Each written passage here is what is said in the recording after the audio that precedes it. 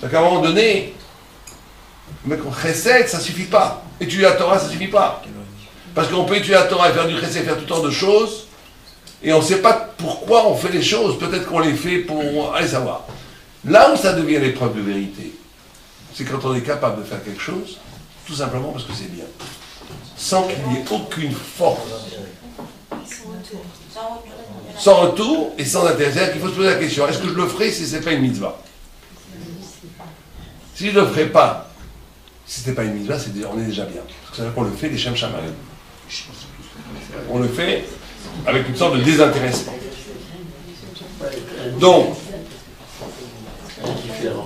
Donc là, le tikkun, le bonheur, quand on arrive à toucher ce niveau,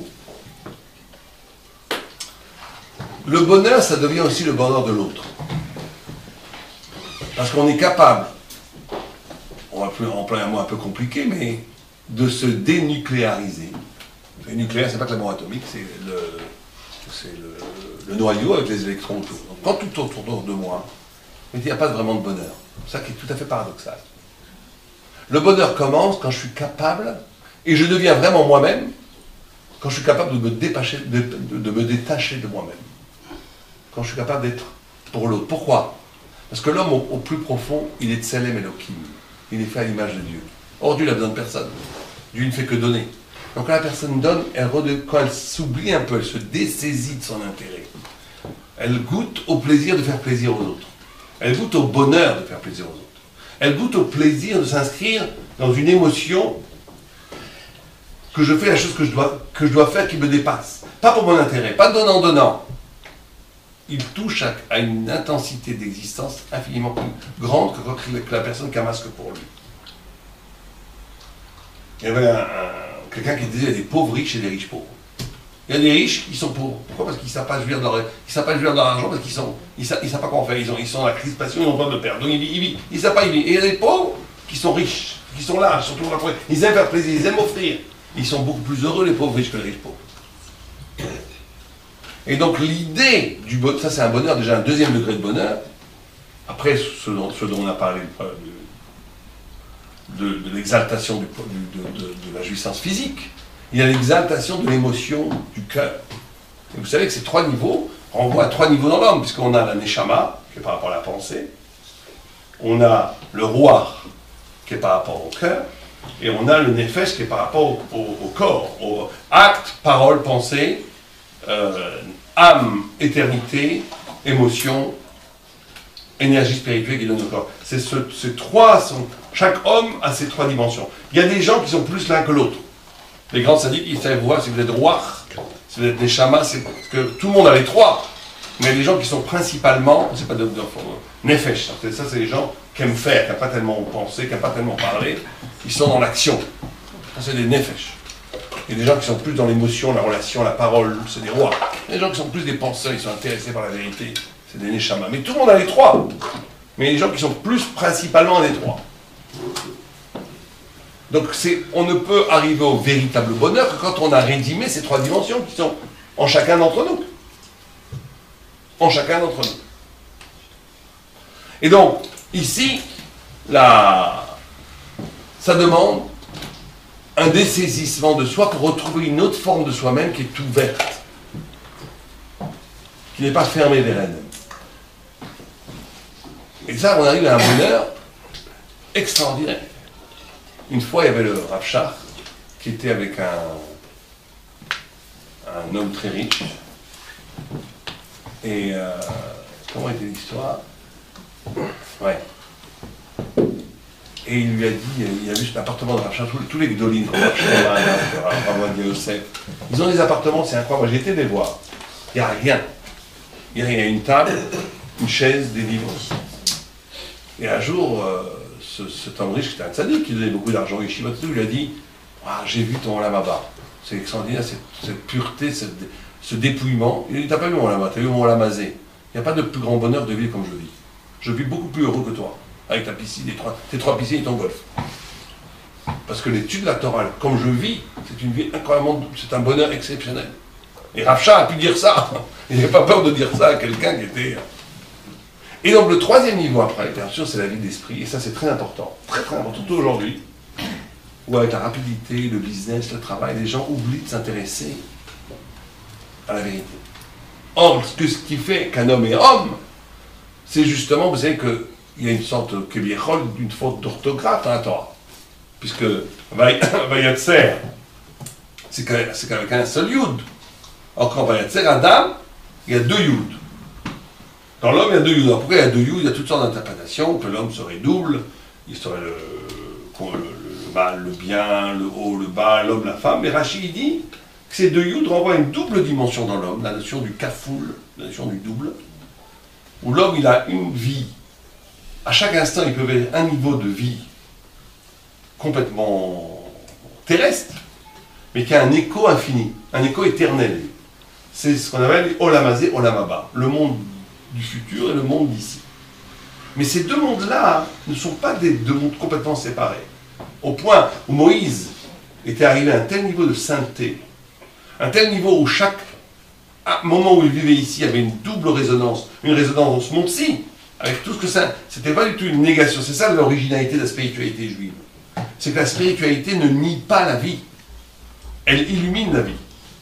Et Moshe Rabbeinu, il était arrivé à un tel niveau de doucha, de sainteté, que quand son heure est arrivée pour mourir, il avait 120 ans, Dieu a dit à l'ange de la mort, va chercher l'âme de Moïse. Et Moïse avait le bâton avec lequel il avait la mer rouge, il a vu l'ange de mort, schlac, il a frappé, caïd, il a remonté, il a dit, je peux rien faire. Je ne peux pas l'approcher, il n'y a pas de faille. Alors, Dieu lui dit, il peut parler à son âme, qu'elle monte, parce que là-haut, il y a le paradis, sera beaucoup mieux qu'en bas. Donc il redescend, il a peur de Moïse, parce que Moïse est intouchable. Il est plus fort que l'ange de la mort. Alors il dit à l'âme, viens, là-haut, c'est la lumière infinie. Elle dit, le Midrash, elle dit, mais dans Moïse, j'ai la lumière infinie, j'ai pas besoin d'aller là-haut, j'ai très bien où je suis. Parce que Moïse est arrivé à un niveau de double, à un niveau de vérité, où il n'y a plus de différence entre le monde en haut et le monde en bas. Tout est un. Parce que tout est double. C'est en même temps un moment, un grand, je ne sais pas si tout le monde a pu peut-être toucher un peu à ça. Où quelqu'un vit un moment, ça arrive des moments, dans des grands moments de bonheur, quand on marie ses enfants, ou à son propre mariage, ou des gens qui ont vécu des expériences, ou un moment, c'est en même temps un moment tout à fait vivant, réel, mais c'est en même temps un moment qu'on n'oubliera jamais, parce que c'était un moment d'éternité. C'est les deux en même temps. Et bien Moïse, il vivait ça tout le temps. Tout le temps. Alors Dieu, il est descendu lui-même faire le baiser à Moïse et pour prendre l'âme vers le haut. Personne ne pouvait le tuer. Personne ne pouvait le toucher. Personne ne pouvait l'approcher. Et l'âme elle-même ne voulait pas quitter le corps. Là, on arrive à un niveau très important où il faut avoir la notion de soif de vérité. Quelqu'un qui n'est pas intéressé par la vérité, quelqu'un qui n'est pas intéressé par l'étude, par la compréhension, c'est quelqu'un qui est mort. Quelqu'un qui n'est pas intéressé par l'idée, c'est quelqu'un qui, en tous les cas, son niveau de neshama est mort. Le questionnement. Le questionnement, la curiosité, le fait que je veux comprendre ce que la Torah dit et que la vérité dit, ou pas que la Torah dit, mais il faut comprendre. Et ça, c'est fondamental, parce que vous savez, là, on est à un niveau où le vrai bonheur, si on donnait une définition de la joie, alors là, on a un texte tout à fait incroyable. Parce qu'il y a écrit, vous savez que quand Dieu donne les tables de la loi, il y a écrit Charut à la Louchot. Charut, ça veut dire gravé. Gravé sur les tables de la loi. Elle m'a dit, qu'est-ce que ça veut dire Charut? Elle dit, ah, c'est Charut, et là, Cherut. Cherut, liberté, liberté dans la joie. En quoi la Torah, c'est la liberté? Les 10 commandements, c'est la vérité. Pas tu ne tueras point, tu ne voleras point. C'est très beau, c'est tout ce que vous voulez, mais c'est pas la liberté. La loi, c'est pas antinomique de dire loi et liberté en même temps. Ça dépend pour qui. Voilà, oui, une loi, c'est pas la liberté. En quoi c'est la liberté? En quoi c'est la liberté? Parce que sinon, quand on n'intègre pas de loi, on ne peut pas vivre... Pourquoi pas? Ils vont heureux, éclatants de les nudistes, ils disent non, double, ils vont... là, on retourne dans le monde animal, là, dans ce cas. Eh ben c'est très bien, pourquoi pas? Ah ouais. Non, c'est peut-être pas bien, mais en quoi c'est pas être libre? Je suis d'accord avec vous, c'est pas bien. C'est pas moral, c'est pas spirituel. Mais en quoi il fallait pas dire liberté, il fallait dire vérité. Auteur spirituel, tout ce que tu veux, mais en quoi c'est lié à la liberté? La Torah, c'est pas la liberté, au contraire. La Torah, c'est l'esclavage à Dieu, puisque chaque seconde, on te dit quoi faire. Parce qu'on a le libre arbitre. Bon, ça, il y a une réponse qui est comme vous le dites. Ça, un texte qui dit, plus tu as de choix, plus tu es libre. Or, nous, les juifs, les non-juifs, les animaux, ils n'ont pas de choix, donc ils ne sont pas libres. Les non-juifs, ils ont 7 mitzvahs, donc ils sont libres 7 fois. Nous, on a 613 mitzvahs, multipliés par les rabbins, ça fait 5 000, 10 000, 100 000 mitzvahs, donc ça nous feront incroyablement libres, parce qu'à chaque seconde, on a le choix de faire ou pas faire. Ce qui nous rend libres. Bon, c'est possible, c'est une explication qui est donnée, donc je ne veux pas l'escamoter. Mais je voudrais donner la réponse que donne le Maharal de Prague. Lui, il dit, qu'est-ce que c'est d'être libre? C'est quoi être libre? Il dit, être libre, c'est d'être soi-même, véritablement soi-même. Quelqu'un qui n'est pas soi-même n'est pas libre. Il est manipulé par des identités extérieures qui sont gravées sur lui. Il y a des gens, ils travaillent jour et nuit pour faire de l'argent. Pourquoi? Parce que sa mère lui a dit, tu réussiras mon fils.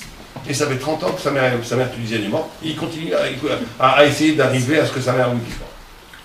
Bon, c'est pas mal, c'est une bonne motivation, mais il n'est pas tellement libre. Il n'est pas arrivé à lui-même. Il essaie de prouver quelque chose qui n'est pas lui.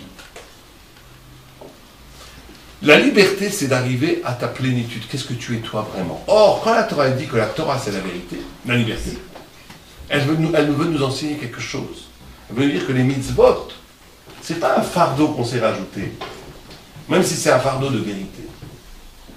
C'est une vérité qui révèle ce que tu es au plus profond. Par exemple, là, un exemple très simple pour comprendre l'idée.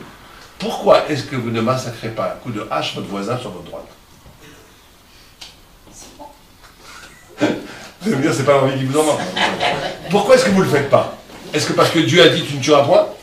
Ou parce que vous êtes arrivé à un niveau spirituel, il faut espérer que tout le monde l'ait, parce que c'est quand même un niveau élémentaire, où tuer serait ma propre destruction. Je suis constitué par l'otir-tsar, par tu ne tueras point. Mais mon humanité refuse que je tue l'autre. Je suis moi-même, tu ne tueras point. Si je tue un enfant, je préfère mourir. Je ne peux pas tuer un enfant. C'est contre mon essence. Parce qu'on comprend, nous, sur tu ne tueras point. Le tzaddik, il le comprend pour toutes les mitzvot. Il ne peut pas vivre sans les films, il ne peut pas vivre sans Shabbat, il ne peut pas vivre sans... C'est une partie de son essence. Parce que la Torah, et c'est ça le plus haut niveau du bonheur, c'est que quelqu'un qui ferait la Torah parce qu'il est obligé de le faire, c'est bien, mais il ne sera jamais heureux. Parce que être heureux, être dans le bonheur, c'est de comprendre que tu vis ta vie. Si tu comprends que tu peux avoir tout l'argent du monde, tu peux avoir tout ce que tu veux, tu auras peut-être de contentement, mais tu n'auras jamais le bonheur. Le bonheur, même si ta vie est un peu tordue, un peu difficile, mais c'est ma vie. Tu es heureux. Quand tu sens que tu fais pour pourquoi tu as été créé, que tu fais une vie pourquoi tu as été créé, que tu ne vis pas à côté du sens de ta vie. Tu vis dans le sens de pourquoi tu as été créé. C'est ça le bonheur. Or, la Torah nous dit, un juif, il a été créé pour la Torah. Voilà, on peut être d'accord ou pas d'accord, mais je vous dis ce que dit la Torah. Donc, comme le juif, s'il ne fait pas la Torah, il ne pourra jamais être heureux, jamais. Parce qu'il sera à côté de lui-même. Parce que la mitzvot, ce n'est pas un surrajout. Les mitzvot, c'est en même temps la parole de Dieu infini, et c'est en même temps la révélation intime de l'essence de chacun d'entre nous. Et c'est ça le plus grand bonheur. Parce que si on n'est que nous-mêmes, comme vous savez, les gens de la psychologie qui disent l'épanouissement personnel, ça mène que des dépressions. Ça. Pourquoi? Parce que l'épanouissement personnel, à un moment donné, la chair est triste. Le bout de moi-même, c'est quoi? C'est rien. Pas très intéressant. D'un autre côté, si on n'est que dans l'infini spirituel, on essaye d'imiter, de s'accrocher à une parole de Dieu qui ne parle pas, c'est aucun rapport avec moi. Eh ben, c'est un fardeau. Mais quand on arrive au point de jonction, où l'infini de la parole de Dieu, l'infini poétique spirituel du message divin, correspond à quelque chose qui correspond à mon essence, c'est l'illumination du bonheur. Il n'y a pas de plus grand bonheur que ça. C'est pour ça quand on étudie la Torah, et qu'on comprend des textes, et qu'on dit un sfara, on dit une idée poétique, qui est en même temps mon idée, mais qui est en même temps une explication de la parole de Dieu. Il n'y a pas de plus grand bonheur au monde que ça. Il n'y en a pas. Il n'y en a pas. Ça n'existe pas. Parce qu'on est en même temps dans un instant où c'est en même temps moi, mais moi traduit dans l'éternité, dans l'infini, dans la vérité. Et tant qu'on n'a pas fait cette jonction entre les deux, on n'est pas dans l'absolu niveau du bonheur. C'est le troisième niveau, c'est le plus haut, le plus dur. Mais ça renvoie en vérité cette notion, cette pratique du bonheur, elle renvoie à une question beaucoup plus profonde, beaucoup plus philosophique si vous préférez. Vous savez que quand on discute avec les hérétiques, on aime bien discuter avec les hérétiques, parce que ça fait la discussion. Au bout du compte, on arrive toujours à une seule discussion. Toujours. Quand je en Israël, quand on discute, vous savez, on a beaucoup de discussions à la gauche, là, les laïcs qui veulent abolir la Torah. On a des discussions très sympathiques en Israël, c'est très sympa, mais c'est des discussions beaucoup plus violentes qu'ici. Aucun rapport. Ici, les gens sont polis, là-bas, c'est la guerre. Mais sympa. Et moi, j'avais été dans un colloque avec un grand universitaire israélien très sympa. C'est très rigolo parce qu'il y avait il y avait un prêtre qui était à ma droite, qui était lui de mon côté.